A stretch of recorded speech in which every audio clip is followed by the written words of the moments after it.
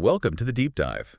You sent us a fantastic article, Memory for Action Events, The Power of Enactment by Ronald L. Cohen from 1989.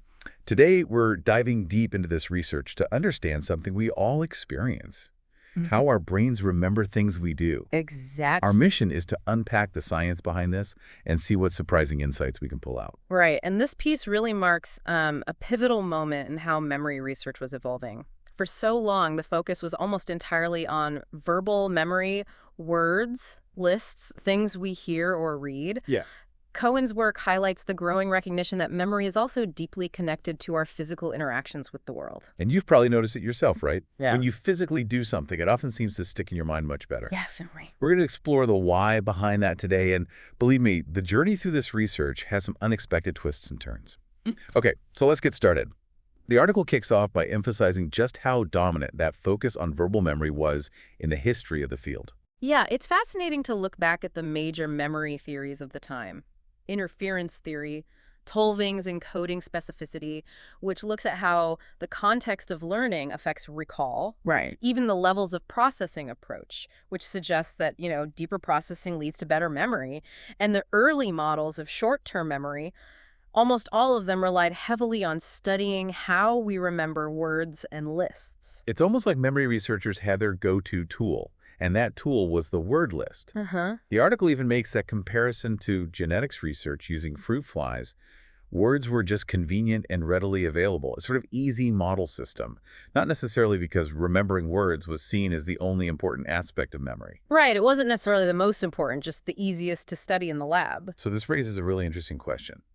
What triggered this shift towards looking at action events? Well, as Cohen lays out, in the decade or so leading up to his article, there was this growing sense that this purely verbal focus was potentially missing a big piece of the puzzle. The core finding that really ignited this interest was the simple but powerful idea that just enacting an instruction, physically carrying it out, could dramatically improve how well you remembered it later. Here's where it gets really interesting. Think about how we learn in the very beginning. It's all about doing, isn't it? Oh, absolutely. Infants and toddlers explore their world through touch, through movement, through physically interacting with things. Piaget's sensory-motor stage perfectly captures this. Yeah. It's all hands-on learning in those early years. And if we connect this to the broader arc of development, it's clear that action is foundational to how we learn and remember early on. Even something like deferred imitation, where a child remembers and repeats an action they saw earlier, shows that memory for action is developing quite early. Right. And it's not just kids. Even someone like Einstein, a true giant of thought, famously said that his thinking was primarily visual and muscular, not verbal at all. That's mind-blowing to consider. You'd picture someone so articulate having a brain swimming in words, but instead it's about images and, physical sensations. Exactly. And the article touches on education, too. Early childhood education really gets this play-based learning, hands-on activities are key. But then as we progress through the school system, the emphasis shifts so heavily towards lectures and textbooks. Yeah, it becomes very verbal, very abstract sometimes. And what's fascinating here is the possibility that we might be losing something valuable by that shift towards primarily verbal learning. The Asher study from way back in 1969 really underscores this. Oh yeah, the Russian language one? That's the one. When students learning Russian acted out instructions, their comprehension was significantly faster compared to those who just translated the instructions. That points to a real power in that physical engagement for learning. So early researchers started directly comparing how well we remember these action events. They coined the term subject performed tasks, or SPTs. SPTs, right. Which basically means you physically do what you're told with how well we remember traditional verbal tasks. Yeah. And it sounds like these initial comparisons really challenged some of the long-held beliefs about how memory works. Absolutely. The early studies strongly suggested that the models and frameworks we had developed for understanding verbal memory just didn't neatly apply when it came to remembering actions. Like trying to fit a square peg in a round hole. Kind of, yeah. Some aspects might seem similar, but fundamental differences were emerging pretty quickly. Okay, so these early SPT findings seem to indicate something non-strategic about this type of memory.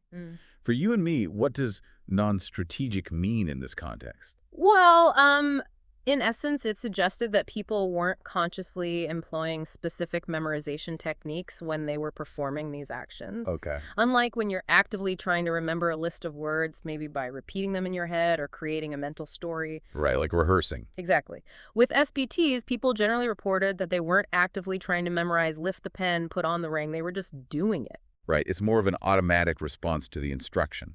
And that led to some surprising results, like the lack of primacy effects. Mm. Now, for anyone who's not steeped in memory research, a primacy effect in memory means you usually remember the first few things on a list best. Mm-hmm. But that wasn't really happening with SPTs in those initial studies. That's a key distinction. And similarly, the levels of processing effect, Which is, which with words shows that thinking deeply about their meaning improves recall. That didn't seem to operate in the same way for SPTs. huh, It was as if the act of physically performing the action itself was a sufficiently strong form of processing for memory, regardless of how much, deep thought went into the instruction itself. and here's a really interesting bit. People even reported that they weren't actively using any specific strategies to memorize the SPTs. They were simply following the instructions. Right. This painted a picture of memory for actions as being somewhat automatic, operating on a different level than our conscious efforts to remember verbal information. But the research didn't stop there, of course. Later studies started to investigate whether people could actually use strategies for SPTs, and if doing so would even have a noticeable impact on their recall. Okay, so they pushed it a bit. Yeah, for example, they tried telling participants that certain SPTs were more important to remember than others. And what was the outcome? Did highlighting the importance of certain actions lead to better recall of those actions, like you'd expect with words? Interestingly, it had a very minimal effect on SPT recall. Really? Yeah, nothing like the significant boost you typically see when you tell people to pay extra attention to specific words on a list. This again suggested that conscious effort and strategic encoding might not be as influential for action memory as it is for verbal memory. That's so counterintuitive. You'd naturally assume that if something is flagged as important, your brain would prioritize remembering it, regardless of whether it's an action or a word. You would think so. And they also played around with how quickly the actions were presented, right? Yeah. Giving people more time between instructions to potentially try and memorize them. Exactly. They increased the time intervals quite significantly, even up to 10 seconds between each SPT. And even when subjects explicitly stated that they were actively trying to memorize the actions during those longer pauses, You still did remember them much better. it didn't really lead to a substantial improvement in overall SPT recall. This stands in stark contrast to how slowing down the presentation rate typically enhances memory for word lists. Wow. Okay. And what about the generation effect, which for our listeners refers to the phenomenon where you tend to remember words you came up with yourself better than words someone else gives you? Did that hold true for actions? Nope, that effect wasn't found with SPTs either. Huh. Whether someone was given an object and asked to generate an action to perform with it, or if they were given both the object and the specific action to perform, it didn't significantly change how well they remembered the event later. So doing it seems key, regardless of who came up with the doing. Seems that way. It further supported the idea that the act of physically doing something is already a pretty efficient and perhaps even optimal way to encode that memory. And then there's the concept of complexity. With verbal memory, making the context or information richer and more elaborate generally helps you remember it better. Right, like embedding a word in a complex sentence. Exactly. But what happened when researchers made the SPTs more complex? Surprisingly, elaborating the SPTs, making the instructions more involved, or adding extra steps actually led to worse recall compared to simple, straightforward actions. Worse, that's the opposite of verbal memory. Completely the reverse of what you'd typically expect based on findings from verbal memory research. It almost sounds like these early findings were suggesting that remembering SPTs might be more akin to those everyday memories that just seem to stick without us actively trying to memorize them. Yeah. Like remembering where you put your phone. You didn't sit there consciously rehearsing the location. It just sort of registered because you performed the action of placing it there. That's a really insightful analogy. It suggests that the process of encoding through action might be more automatic and less reliant on the deliberate, strategic efforts we often employ when dealing with verbal information. But as is often the case in science, the picture rarely stays perfectly clear. Ever simple. Other researchers began to delve into this area, and their findings added some fascinating layers of complexity and sometimes even seemed to contradict the earlier findings. Absolutely. For instance, Hellstrop approached memory tasks from a problem-solving perspective. He proposed that whether or not we consciously use strategies to remember actions might actually depend on the specific demands and characteristics of the task itself. Okay, so context matters. Right. He used the presence or absence of those primacy effects we talked about earlier as an indicator of whether or not strategic processing was likely taking place. And he also observed that lack of primacy effects in standard SPTs, which aligned with the initial research and that idea of a more automatic form of memory. Correct. But what was particularly interesting was that when the experimenter performed the actions instead of the subject, these were called experimenter-performed tasks, or EPTs, EBT is good. sometimes they did observe primacy effects. This hinted that perhaps observing an action being performed triggers different encoding processes in the brain, processes that might involve more of those strategic elements we discussed.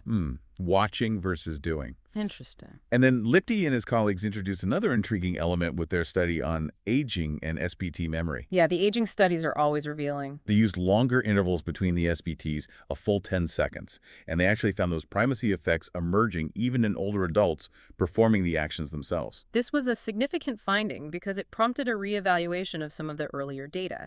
And it turned out that even in younger adults, when those interretum intervals were longer, primacy effects with SPTs started to appear. So wait, the lack of primacy effect wasn't inherent to SPTs, just to how fast they were usually done. It seemed that way.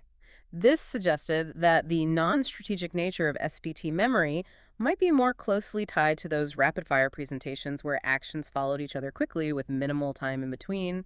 Give people time, and maybe they start using strategies even with actions. But the overall number of items recalled didn't necessarily increase with those longer intervals, did it? It was more like the pattern of recall across the list shifted. Exactly. It appeared that any gains in remembering the items at the beginning of the list were often offset by a decrease in recall for items in the middle of the list. Trade-off. A trade-off, yeah. Which is quite curious, especially when you compare it to how instructing people that certain SPTs were more important had such a limited impact on overall recall. It's as if the brain's resources are being redistributed across the list rather than simply increasing overall memory capacity. And despite those primacy effects showing up with the longer intervals, Lichty and his team made another noteworthy observation, or perhaps a lack of one. They found no correlation between participants reporting that they'd used specific memorization strategies and how well they actually remember the SPTs. That's a crucial point because it suggests that even when people have the opportunity to consciously strategize and even believe they are strategizing, it doesn't necessarily translate into improved memory for action events in the same predictable way it often does for verbal material. So strange. It's like the doing part is powerful, but hard to consciously manipulate or improve upon. Something like that. So some of those initial non-effects we talked about earlier seem to hold up under further scrutiny. The absence of a generation effect, for example, was replicated. Okay. And the lack of those clear levels of processing effects was also confirmed by Hellstrop. However, the finding that simple SPTs were always recalled better than more complex ones, that didn't prove to be quite so consistent. A wrinkle. That's right. Some subsequent studies didn't find a significant difference in recall between simple and more complex SPTs. This inconsistency could be due to the fact that complexity wasn't defined or manipulated in the same way across all of these different studies. Right, how do you even define a complex action versus a simple one consistently? Exactly. Sometimes it referred to the intricacy of the instructions themselves, and other times it related to the complexity of the actual physical movements involved. Could be two different things. And there was an interesting little nugget about the specifics of the movement itself. A study found that varying the amount of time people spent on subject-performed cognitive tasks, like tracing a maze, didn't really have a significant impact on their recall of those tasks. Right. It hints that maybe the very fine motor details of the action aren't the key driver of the memory benefit. So it's not about how perfectly you trace the maze, but just that you were tracing it. Exactly. It points towards the idea that the overall engagement in an action, the intention and the outcome, might be more important for memory than the precise details of the physical movement pattern itself. Okay, so it's not a completely black and white picture of action memory being entirely different from verbal memory, right? Some phenomena that we see in verbal memory do seem to show up with SPTs as well. The recency effect, for instance. Yes. That tendency to remember the last few items in a list better than those in the middle, that shows up reliably in SPT recall too. Okay, so the end of the list gets a boost, just like with words. That's a really important similarity. And when researchers repeated that clever experiment by Gardner and Klee using SBTs, where they tested people's ability to distinguish between actions they had actually performed and ones they hadn't, they found results that were quite similar to what they found with words. And for those who might not recall, what did that particular experiment reveal again? It suggested that for both words and SPTs, those last few items seem to be held in some kind of short-term buffer, almost like an echo in memory. Hmm. And they might not be as deeply encoded into long-term memory as the items that came earlier in the list. Interestingly, with SPTs, this recency effect seems to have a strong nonverbal component, suggesting it's not just about the last words you heard, but the last actions you performed. Ah, so the feeling of the action might be echoing. Could be. So, despite all the nuances and the ways in which memory for actions seems to operate somewhat independently of verbal memory, there's one fundamental takeaway that most researchers in the field seem to agree on. Actually performing an action makes it significantly more memorable than simply hearing or reading about it. The enactment effect. That enactment effect appears to be a pretty robust phenomenon. Precisely. Whether it's you physically carrying out the instruction, an SPT, or someone else doing it in front of you, an EPT, recall is generally better compared to situations where you just receive verbal instructions, TIs. That's the core power of enactment we're exploring. Now, the article then delves into how different groups of people remember SBTs. Did factors like age or intellectual ability have a significant impact on this type of memory? This is where the research gets even more intriguing and challenges some of our assumptions about how memory might differ across populations. Surprisingly, young children, around 9 and 11 years old, and individuals with educable mental retardation didn't perform significantly worse on SPT recall compared to adults without intellectual disabilities. Really? No difference. Not a significant one in those studies. This again hinted at that less strategic nature of SPT memory, especially when you contrast it with how these groups often show poorer performance on traditional word list recall tasks where strategies can really help. That's fascinating. It's almost as if the act of doing levels the playing field somewhat, reducing the impact of those potential cognitive differences in encoding strategies that might affect verbal memory more strongly. That's a good way to put it. And what about the effects of aging? We often associate aging with the decline in memory function. The findings regarding aging and SPT recall were a bit more complex and somewhat mixed. Some studies conducted in Sweden actually found that older adults performed just as well as younger adults when recalling short lists of SPTs. No age decline there. Not in those specific studies. However, research by Kausler, which involved longer batteries of cognitive tests that included some subject-performed activities, did find that younger adults tended to recall more. Okay, so a contradiction. A bit. Interestingly, though, in Kausler's work, simply informing participants that they would be tested on their memory later didn't seem to improve recall for these performed activities. Even for the younger adults. Even for them, suggesting that memory for actions might be somewhat automatic and less reliant on conscious rehearsal regardless of age. But he did find an overall age effect, unlike the Swedish studies. So how did researchers try to reconcile these differing results? Well, Lichty and colleagues also reported observing aging effects with longer lists of STTs and when they used longer intervals between the actions, which aligns more closely with Kausler's findings. The list length and timing again. Exactly. One of their own studies found that aging effects were present with long lists of SPTs, around 37 items, but not with shorter lists, around 14 items. Okay, that makes sense. Which potentially helps to explain some of the discrepancies.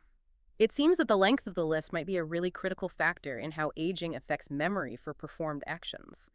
Maybe short lists don't tax the system enough to show age differences. So the general takeaway seems to be that for short, rapidly presented lists of SBTs, age, and even intellectual capacity might have less of an impact on recall. Seems that way. However, when the lists get longer or the timing between actions is extended, those population differences can start to become more apparent. And importantly, just telling people to try and remember doesn't seem to override these patterns in the same way it might for verbal memory tasks. Exactly.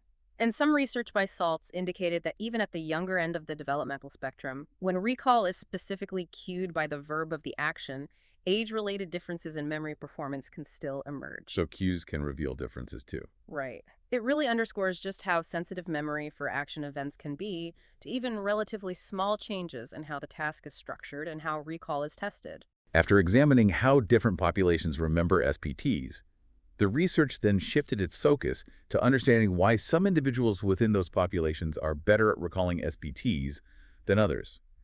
Given the initial idea that SPT memory might be largely non-strategic, did they even find reliable individual differences in recallability?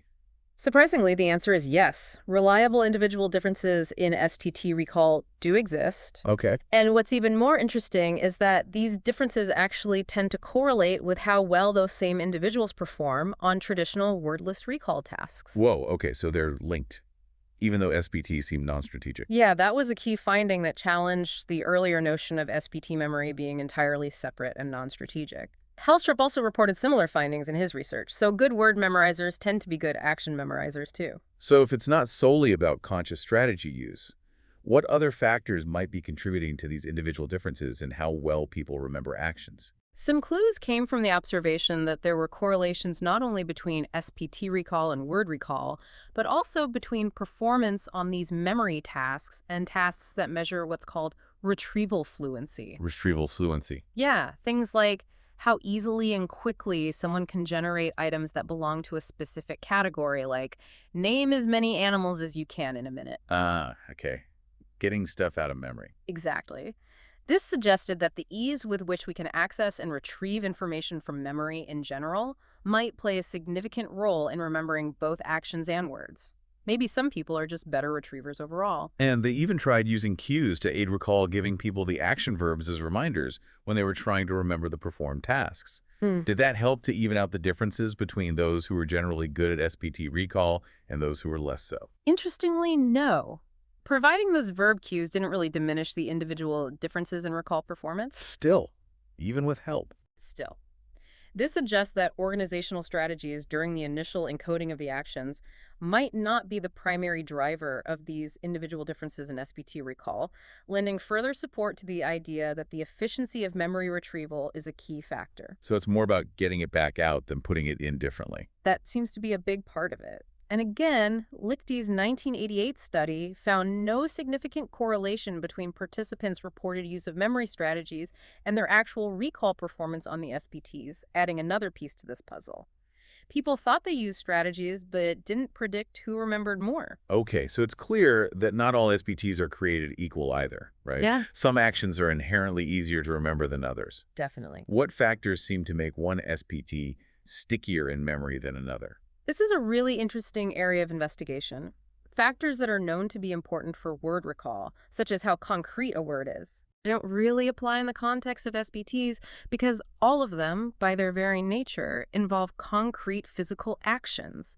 And the effects of how familiar an action is seem to vary depending on whether you're comparing the recall of actions with different levels of familiarity within the same list or across different lists of actions. So familiarity is tricky. But despite that, there are definitely reliable differences in how well different specific SPTs are recalled. People consistently remember clap your hands better than, say, touch your elbow or something like that. Exactly. So what kinds of factors did researchers look at to explain these differences? One idea they explored was the presence of objects in the environment that were used in the action. Okay, like prompts. Sort of. For example, an action like break the toothpick involves an object separate from the person performing the action, whereas an action like point to the door primarily involves the subject and an element of the surrounding environment. The thought was that the environment, the door in this case, could potentially serve as a retrieval cue when trying to remember the action, whereas a broken toothpick might not be as readily available as a memory aid later on. Makes sense. Yeah. Did that hypothesis hold up? Were actions that involved external objects more difficult to remember than those that just use the subject and the immediate environment? The effect wasn't entirely consistent across all studies, but there was some evidence suggesting that this might indeed be a contributing factor. So, maybe, but not definitively. Right. However, it wasn't a slam dunk finding. Researchers also compared the recallability of specific actions when they were performed by the subject, SPTs, performed by the experimenter, EPTs, or simply read as instructions, TIs. Okay. And they found some interesting similarities in which specific actions tended to be recalled better or worse across all three conditions, suggesting some inherent memorability to the action itself, maybe? And what about how easily the action or the object involved in the action comes to mind in general, what's known as semantic availability? Did that seem to play a role in how well SPTs were remembered? The results regarding semantic availability were somewhat mixed. It seemed to influence recall for certain types of items in memory tasks, but didn't consistently affect the recall of SPTs. Hmm. What they did find, however, was that the action component of the SPT, the verb that describes the action, appeared to have a more significant influence on how well the entire event was recalled than the specific object that was used in the action. Ah, the verb is key. It seemed to be.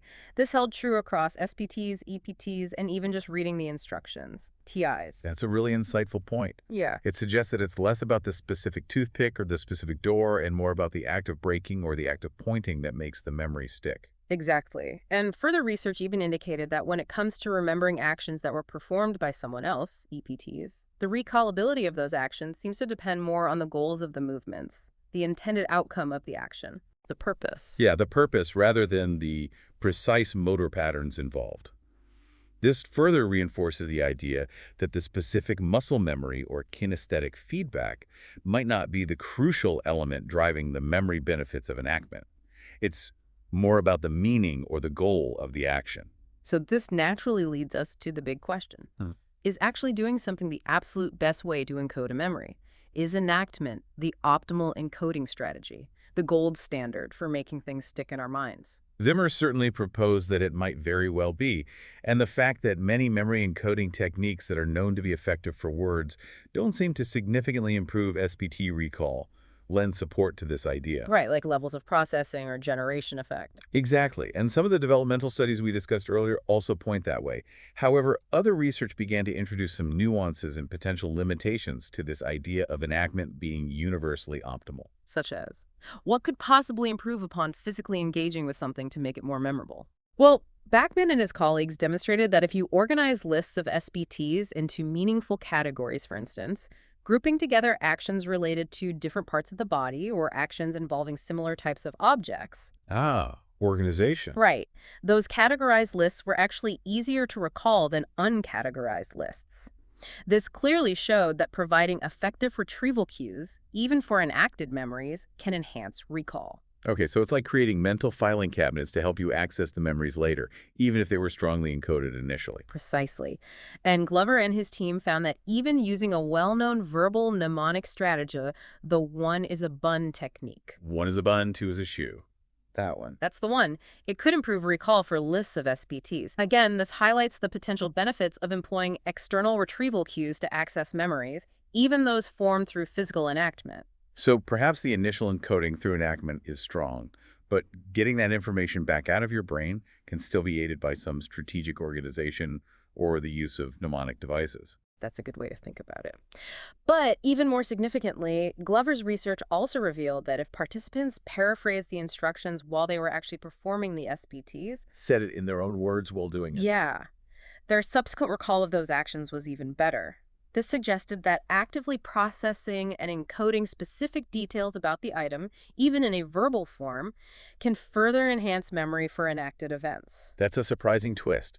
So just physically doing something might not be the absolute best if you can also engage in some kind of verbal processing related to the action at the same time. Right. Maybe combining modalities is even stronger. And studies looking at metamemory, our ability to judge how well we'll remember something, also suggests that we don't intuitively have a strong understanding of how to further enhance SPT encoding. We're bad judges of action memory. People tend to be quite poor at predicting which specific SPTs they will later recall, especially compared to their ability to predict recall for words. It's like we don't have good insight into what makes an action memorable for us.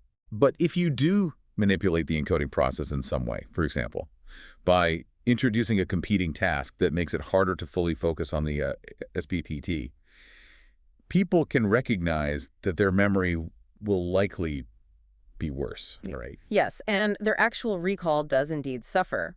When researchers experimentally manipulated the quality of encoding, participants' predictions about their memory performance aligned with their actual recall. So they can recognize differences in encoding strength when those differences are imposed externally. Yep. The overall conclusion here seems to be that while enactment provides a powerful baseline level of encoding that significantly boosts recall, we don't automatically know how to make it even better. In a sense, it's optimal in that we don't spontaneously employ more effective encoding strategies beyond the act of performing the action itself. This brings us to the fundamental question we've been circling around. Why does acting things out enhance memory? What's the underlying mechanism that makes this so effective? Well, there are a couple of main ideas. Engelkamp and Zimmer propose that the act of movement provides an additional motor encoding pathway. Another channel of information. Exactly. So the memory trace benefits from visual, verbal, and motor information, making it richer and more robust than if it were encoded through just two modalities, like visual and verbal alone. Makes intuitive sense. More is better. And Saltz and his colleagues put forward the idea that the motor aspects add another dimension or layer of specificity to the memory representation, making it more distinct and therefore easier to retrieve later, less likely to be confused with other memories. Okay, so slightly different explanations, but both point to the action, adding something unique to the memory trace. Right. Regardless of the precise explanation at a neurological level, the general consensus seems to be that engaging in an action creates a more multifaceted and retrievable memory trace compared to simply hearing or reading about the action. But then the question arises, does it specifically have to be your own motor activity that drives this benefit? What if simply watching someone else perform the action, the EPTs? That's a logical next question, and the research findings here have been somewhat inconsistent, which is interesting. Engelkamp and Zimmer's work suggested that SPTs, where you perform the action, were indeed better recalled than EPTs, where the experimenter performs the action. Okay, so doing beats watching in their study. Yes. However, as Cohen's article points out, other studies, including some of Cohen's own research, often found no significant difference in recall between SPTs and EPTs, at least in young adults. No difference. So watching was just as good as doing sometimes. In some studies, yes. And let's not forget the Asher study we discussed earlier with second language learners. The Russian one again? Yeah, where they seem to benefit equally from observing the teacher enact instructions and from performing them themselves. And even just vividly imagining performing an action has been shown to lead to surprisingly good recall in some studies by Hellstrip and Saltz. Imagining. So you don't even need the physical movement necessarily. Well, that contradicts the idea that the motor component itself is the crucial addition, doesn't it? It certainly complicates it. So the idea that your direct motor involvement is absolutely essential for the enactment benefit seems a little less clear-cut based on these findings. The data certainly present a mixed picture. However, the overarching idea that an enactment, whether it's you doing it, someone else doing it, or maybe even just vividly imagining it adds some crucial element to the memory trace that aids in later retrieval, still seems plausible. Okay. It might be that the specific details of the motor pattern itself are less critical than the involvement of some kind of meaningful activity, or perhaps the spatial temporal information that is congruent with the information being learned. Now, towards the end of the article, there's a really fascinating discussion about what happens when the way the task is framed or perceived subtly changes. This is where we see some surprising results that challenge our initial understanding of the power of enactment. Yes, this is really important. These more recent experiments highlighted that if participants perceive the task as primarily a memory test for the objects involved, even when they are actively performing actions with those objects, Okay. the typical enactment benefit we've been discussing can actually disappear or even, in some cases, reverse itself, leading to worse recall. Wait, worse recall from doing something? How? It's wild, right? In one key experiment, participants were asked to predict how well they would remember both words and objects. For some of the objects, they simply looked at them, while for others, they performed a specific action with them, essentially an SPT. Right. Surprisingly, participants were able to predict their recall for the acted-upon objects just as accurately as they could for the stationary objects and the words. That already goes against the earlier metamemory findings. Okay, so they could predict action memory in this setup. Yes.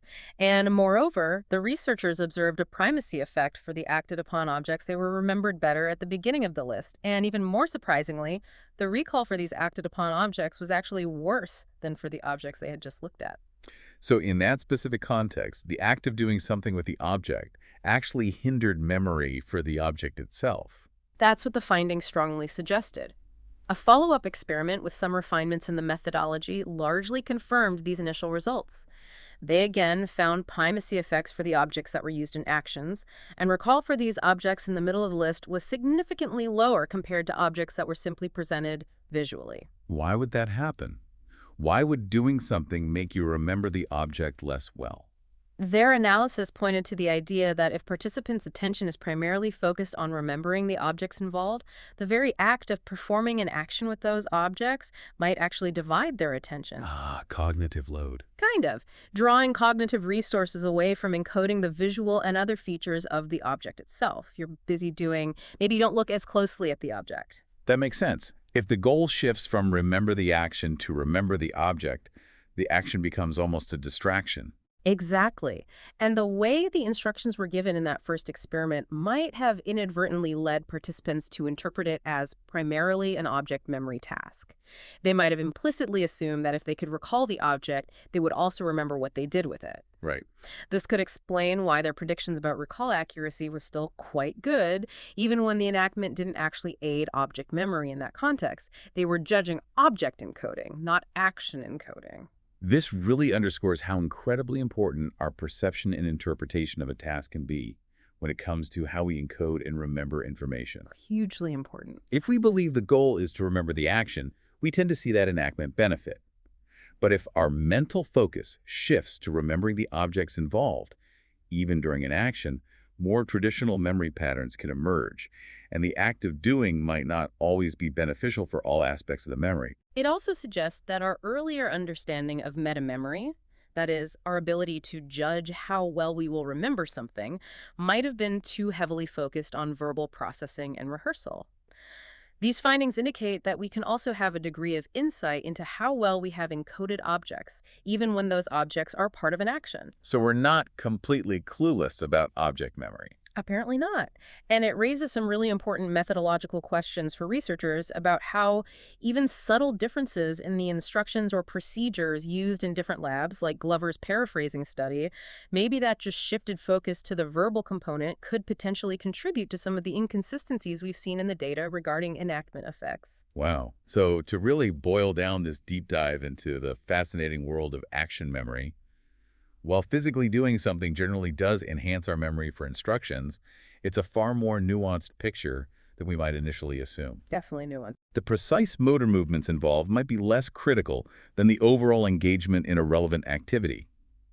Memory for actions doesn't always follow the same rules as memory for words, and our intuitive sense of what makes an action memorable might sometimes be inaccurate. Right, our metamemory isn't great for it. And perhaps most surprisingly, under certain conditions, the very act of performing an action can even hinder what we remember, particularly if our focus shifts to the objects involved. That's a concise and accurate summary of a really complex and still evolving area of psychological research. And as the article hints at, these findings have some significant implications for education. How so? Well, we need to consider the role of nonverbal memory and physical engagement in how we design learning experiences. It's not all about lectures and reading. The potential links between physical actions and linguistic gesturing, as well as the demonstrated benefits of enactment in areas like second language acquisition, certainly warrant further exploration in curriculum development. Absolutely. It really emphasizes the need for us to look at memory for action events not in isolation, but in connection with research on motor memory, motor skill learning, and even language processing. Right, these fields don't exist in silos. There's likely a lot of valuable cross-pollination of ideas waiting to happen in those interdisciplinary areas. What's particularly intriguing to consider is the potential for a bidirectional relationship between enactment and cognition. It's not simply a one-way street where doing helps us remember. It's possible that our physical actions also influence the way we think and process information. That finding about gestures affecting the content and structure of spoken narratives offers a tantalizing glimpse into that possibility. The way we move affects the way we talk and think. Right. Cool. Okay, so here's a final thought for you to chew on, our listener. Given how dramatically our perception of a task can influence how we remember enacted events, how might we consciously frame our experiences in our own daily lives to really maximize learning and retention?